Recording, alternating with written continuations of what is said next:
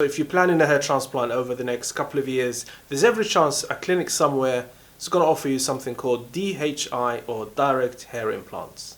They're going to make it sound like DHI is the best thing since sliced bread. They're going to say it's better, it's faster, it's this and that. But the question is it really better than the techniques we already have? And more importantly, is it actually worse than the techniques we already have? And it might even scupper your chances of success. Well, for the last 2 weeks, I basically tried to get my hands on every piece of research or content around DHI, and here is what I discovered.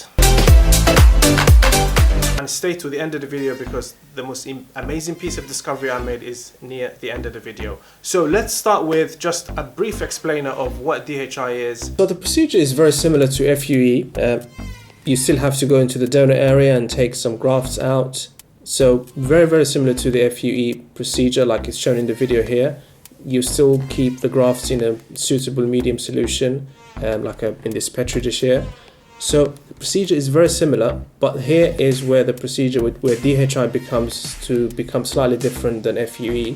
Instead of manually doing the kind of implantation as in with traditional FUE, with DHI you load up the grafts into this punch tool, pen-shaped punch tool, and you directly implant the hair into the scalp. And the clinics claim that this is better. It achieves quite a lot of benefits compared to the traditional FUE methods, and this is what we're going to cover for the rest of this video. Now let's have a quick look at some of the benefits of DHI. So now let's go through the DHI benefits, and I put in brackets claimed because this is what it is, it's claimed. And the first one is the speed of the procedure itself. So with a typical FUE, you might have to sit at the chair for 4 to 8 hours, sometimes even longer if it's a mega session. But because of the way the DHI procedure is done, the procedure is a lot quicker. Some clinics say 50% quicker, some clinics say 25% quicker, but there's no doubt that it is quicker. So this point is sort of proven. The second one is the recovery time. So the recovery time with DHI, because it's less traumatic than both FUE and definitely FUT, the recovery time is a lot shorter. And the third point, this is what some of the clinics who do DHI claim, is that they say you achieve better aesthetics. The hair look, the results look better because you have better control of the direction and the angles of the hair transplantation. And if you watch my hairline video from a couple of weeks ago, these are crucial factors in how good your final result looks. And if you have better control of it, you have bigger chance of having better results. And the final point is the DHI clinics claim that this procedure gives better yield. Better yield means that the percentage of grafts that survive is a lot higher. So for example, if you take out 100 grafts from the donor area and 95 survive, that's a 95% yield. So better yield, better results is really that simple, and anything that gives better yield is really good news. Now it's time to have some of the disadvantages or downsides to DHI. So these are some of the disadvantages that I personally have come across in my research. And the first one is the cost. So there's no doubt that DHI is more expensive. Clinics are charging a little bit more for DHI procedures compared to regular FUE. It seems the consensus is that it's at least 25% more expensive to have an FUE done compared to a DHI procedure done. Whether the cost is worth it, that's another matter.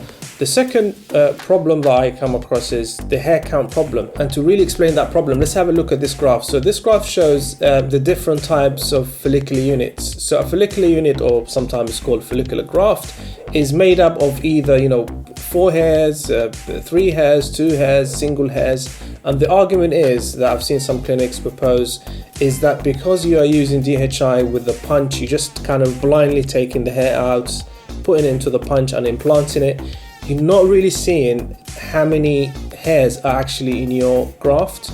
You have no idea whether it's 4 hairs, whether it's 2 hairs, whether it's 1 hair. So, and you might think, why is this important? Because you would never implant a follicular unit of 4 hairs into the hairline, for example. You only should use single hairs right at the edge of the hairline. So if you can't really see what is in your punch, then how can you decide how to implant or where to implant your hair? This is a really valid argument, and I've not really seen anything to persuade me that the clinics have an idea about how to overcome this. The third issue is the research evidence. So far there's no research that 100% shows that DHI gives better results than regular FUE or FUT. I've not come across any research. If you have come across any research, please provide me the link in the comments below and I'll have a look at it and I'll update this video if needed. And the fourth point is something I've noticed myself, is that there's limited uptake of DHI.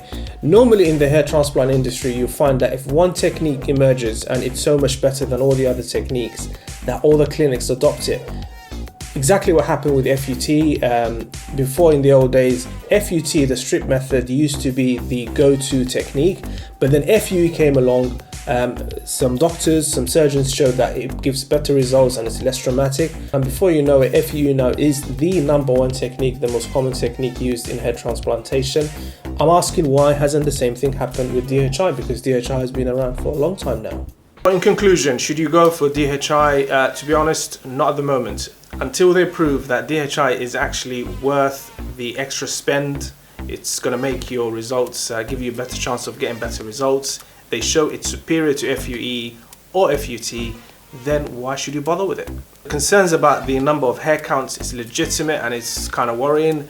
And the second thing is, it hasn't really been adopted by most of the clinics on the planet, and there's a reason why. If they haven't adopted it, then they probably don't think it's that good. For now, just stick to traditional FUE. Now, a question for you: would you give DHI a try? Let me know in the comments below. Take care, see you soon.